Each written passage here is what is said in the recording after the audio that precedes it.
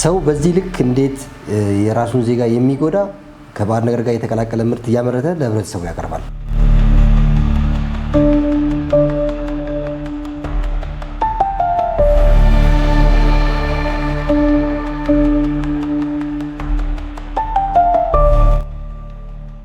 ይህ በምስሉ ላይ የምትመለከቱት የህብረተሰቡን ጤና አደጋ ላይ በሚጥል መልኩ መጪውን የፋሲካ በዓል ምክንያት በማድረግ ሊሰራጭ ሲል የተያዘ ህገወጥ ምርት ነው።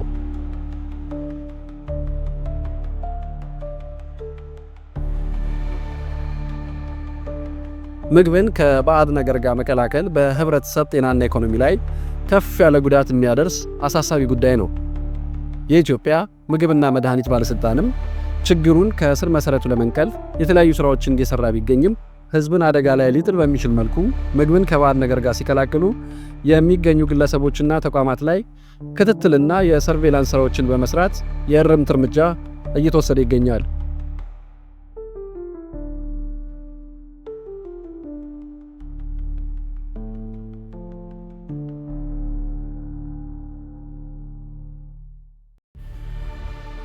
ከሰሞኑም ሚያዝያ 6 2017 ዓ.ም የኢትዮጵያ ምግብና መድኃኒት ባለስልጣን ሐዋሳ ቅርንጫፍ ከጉምሩክ ኮሚሽን ሐዋሳ ቅርንጫፍ የኢንተለጀንስ ባለሙያዎች ከኦሮሚያ ጤና ቢሮ ጤናና ጤና ነክ ግብዓት ጥራት ቁጥጥር ዳይሬክቶሬት እንዲሁም ከሻሸመኔ ከተማ ጤና መምሪያና ከሻሸመኔ ከተማ ፖሊስ ጋር በመሆን ባዕድ ነገርን የበርበሬ ምርት በማለት መጪው የፋሲካ በዓል ምክንያት በማድረግ ለህዝብ ሊያሰራጩ ሲሉ እጅ ከፍንጅ መያዝ ተችሏል።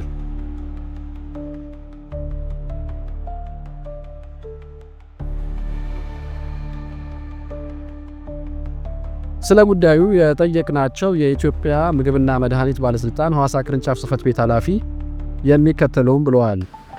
ባለስልጣን መስሪያ ቤቱ ያው የሰርቬላንስ ውጤት መሰረት በማድረግ ሚያዝያ 6 2017 ላይ በሻሸመኔ ከተማ ከኦሮሚያ ክልል ጤና ቢሮ ጤናና ጤና ነክ ግብዓት ጥራት ቁጥጥር ዳይሬክቶሬት ጋር በጋራ በመሆን እና ከሻሸመኔ ጤና ጽሕፈት ቤት ጤና ተቋጣሪዎች ጋር እንዲሁም ከሻሸመኔ ከተማ ፖሊስ ጋር በጋራ በመሆን እንዲሁም የጉምሩክ ኮሚሽን የሐዋሳ ቅርንጫፍ የኢንተለጀንስ ባለሙያዎች ጋር በጋራ በመሆን የኦፕሬሽን ስራ አካሂዷል። በአካሄደውም የኦፕሬሽን ስራ ከባዕድ ነገር ጋር የተቀላቀለ የበርበሬ ምርት ተገኝቷል። በዚሁም የበርበሬ ምርት ጥራቱ እና የደህንነቱ ያልተረጋገጠ የንጽህና ጉድለት ያለው ኦልሞስት ሻጋታ ምርት የሆነ በርካታ ፎሼ በርበሬዎች የተያዙበት አግባብ አለ። ኦልሞስት ወደ 354 ኩንታል ፎሼ በርበሬ የተያዘ አለ። በተጨማሪም ለሽያጭ ሊቀርብ የነበረ የተፈጨ ከዚሁ የፎሼ በርበሬው ተፈጭቶ ከሌሎች ከቀለሞች ጋር የቀሰም ቀለም ማለት ሰፌድ የሚሰፋበት ሰፌድ ሲሰፋ የሚጨመር ቀለም አለ። እዛ ያንን ቀለም በመጠቀም እንዲሁም ጎመን ዘር፣ ሌሎች በሰዓቱ ያልታዩ ግን የተቀላቀሉ ምርቶችን በመጠቀም ሲያመርት የተያዘበት አግባብ ነው ያለው። በዚህም ኦልሞስት ወደ 100 ኩንታል ነው የተፈጨ በርበሬ እንዲያዝ የተደረገው። በአጠቃላይ የተገኘው ግኝትን መሰረት በማድረግ ግለሰቦቹን በሕግ ጥላ ስር እንዲውሉ የተደረገበት አግባብ ነው ያለው። ምርመራውም ለላቦራቶሪ ምርመራም ሳምፕል ተወስዶ ወደ ላቦራቶሪ ተልኳል። በቀጣይ ያው እንግዲህ ሕጉን መሰረት አድርገን እርምጃ የምንወስድ መሆኑን በዚሁ አጋጣሚ መግለጽ እንፈልጋለን።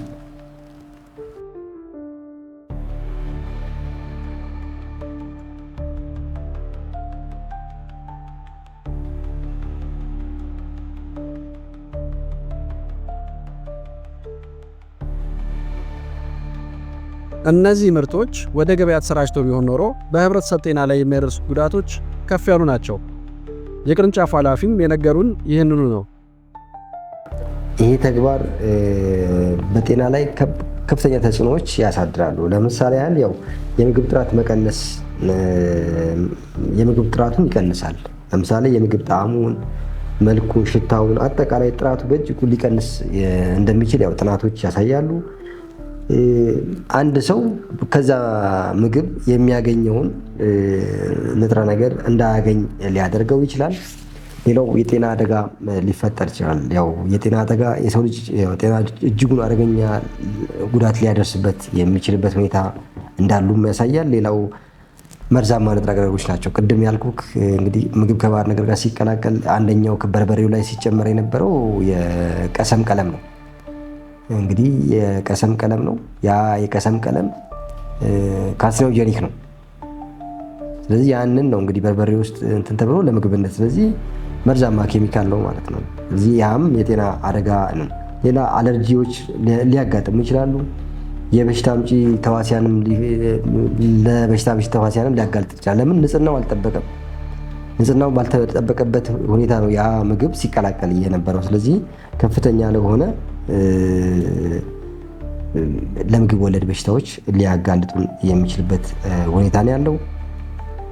ሌላው ምግቡ መበላሸት እንትኑን ይጨምረዋል። አዳልትሬት በተደረገ ቁጥር አንድ ባዕድ ነገሮች የምግብን የመቆያ ጊዜ ሊያሳጥሩና በፍጥነት እንዲበላሹ ሊያደርጉም የሚችሉበት ሁኔታዎች እንዳሉ ያው ጥናቶች ያሳያሉ። ሌላው እንግዲህ የኢኮኖሚ ጉዳቶችም ያስከትላል።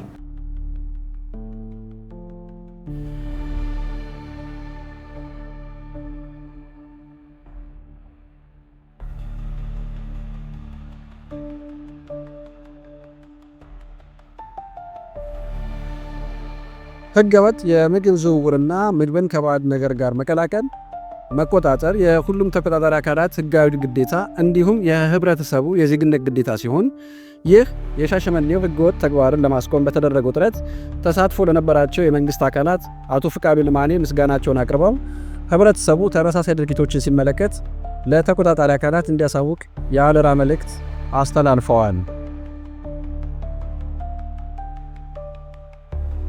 ይሄ ኦፕሬሽን ያው እንግዲህ ውጤታማ እንዲሆን በርካታ አካላት ተሳትፈውበታል። ከነዚህ አካላት የኦሮሚያ ክልል ጤና ቢሮ ጤናና ጤና ነክ ግብዓት ጥራት ቁጥጥር ዳይሬክቶሬት ቀና የሆነ ትብብር አድርገውልናል። እንዲሁም የሻሸመኔ ከተማ ጤና ጽሕፈት ቤት፣ የሻሸመኔ ከተማ ፖሊስ እንዲሁም የሐዋሳ ቅርንጫፍ ጉምሩክ ኮሚሽን የኢንተለጀንስ ባለሙያዎች እንዲሁም ቅርንጫፍ ጽሕፈት ቤቱ ባለሙያዎች ባደረጉት ርብርብ ነው ይሄ ኦፕሬሽን ውጤታማ የሆነው። በዚሁ አጋጣሚ ቅርንጫፍ ጽሕፈት ቤቱ ለእነዚህ አካላት ምስጋና ማቅረብ ይፈልጋል። ያው መጪው በዓል እንደመሆኑ መጠን ህብረተሰቡ እነዚህን የምግብ ምርቶች በሚሸምትበት ወቅት አጠራጣሪ ሁኔታዎች ካጋጠመው በባለስልጣን መስሪያ ቤቱ ነፃ የስልክ መስመር 8482 ጥቆማ መስጠት ይችላል። በተጨማሪም አካባቢው ላለው አቅራቢያው ላለው የተቋጣሪ አካል ወይም ደግሞ የፍትህ አካል ጥቆማ ቢሰጥ አፋጣኝ ምላሽ የምንሰጥ መሆኑን በዚሁ አጋጣሚ መግለጽ እንፈልጋለን።